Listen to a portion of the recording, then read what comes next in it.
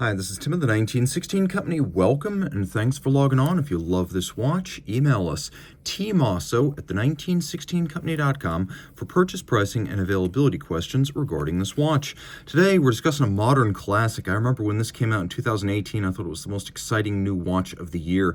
From Montblanc, this is the 1858 Monopusher Chronograph, 40 millimeters in steel, a 100-piece limited edition. It brings the highly lauded Minerva-powered chronograph series within the realm of reasonable size for a broader range of wrists, thanks to the caliber 1321 that is used inside. So 40 millimeters in diameter in steel, it's 12.6 millimeters thick from lug tip to lug tip, 49.8 with a 20 millimeter spacing between the lugs. We'll throw it on my wrist, which is 16 centimeters in circumference.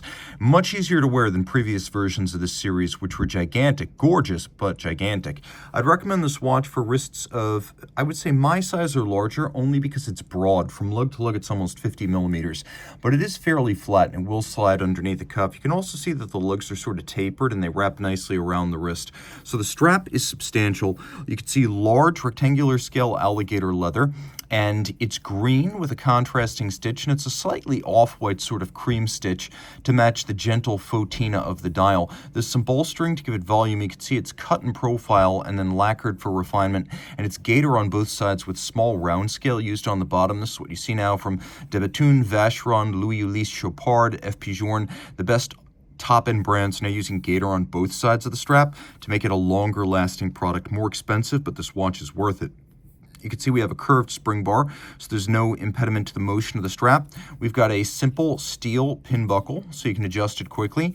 The case is lovely with tapered lugs that feature an expanding bevel. It runs from end to end, but it really flares over the edge of the lugs. There's circular satination on the top, longitudinal satination on the side. You can see the faceting and differential finish of the chronograph monopusher.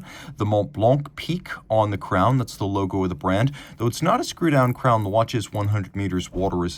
We have a sort of glass box or cambered and boxed sapphire designed to look like a vintage plexi. We'll do a quick lume shot here. You're probably going to be surprised at just how much lume there is on this watch, since the series historically has been a dress watch collection, but it has no shortage of luminescence.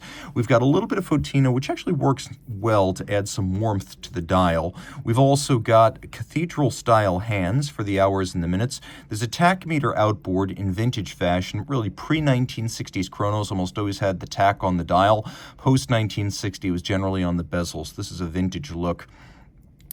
The column wheel feel is world-class. There's a lovely gradient green metallic. It's very light at the center, fades to almost black at the edge. Flip it all over, you can see this watch has been through the Montblanc 500-hour test. A little note about Minerva. So Montblanc started making watches in earnest in 1997. It has two factories, one in Le Loc, which can make over 100,000 series-produced watches a year. Those are mostly machine-made and mass-produced. And then it has Minerva in Villeret, which for many years was a freestanding brand in its own right. And it'll make a few hundred of these ultra-haute-de-gamme movements per year, so it's a much lower volume, more handcrafted operation, old school, if you will. And the movement is designed to be smaller than in the past. It's caliber 1321 in the tradition of the early 20th century 1320. This is 13 lean and created in the 21st century, so it's just over 29 millimeters in diameter, which makes this smaller case possible. We've got a lovely slow beat rate of 18,000 vibrations per hour. You can see that an overcoil hairspring is used, so it is isochronous in every position, as the overcoil allows for very consistent timekeeping through positions. Manual wind, 55-hour power reserve, 22 joules. You can see that we have a column wheel and a lateral clutch, and a gorgeous lateral clutch it is. Take a look at some of the details. The interior of the wheels, they have been beveled. We also have Minerva's distinctive splayed V bridge, and you can see the sharp interior bevels where those bevels meet in a cleft crease.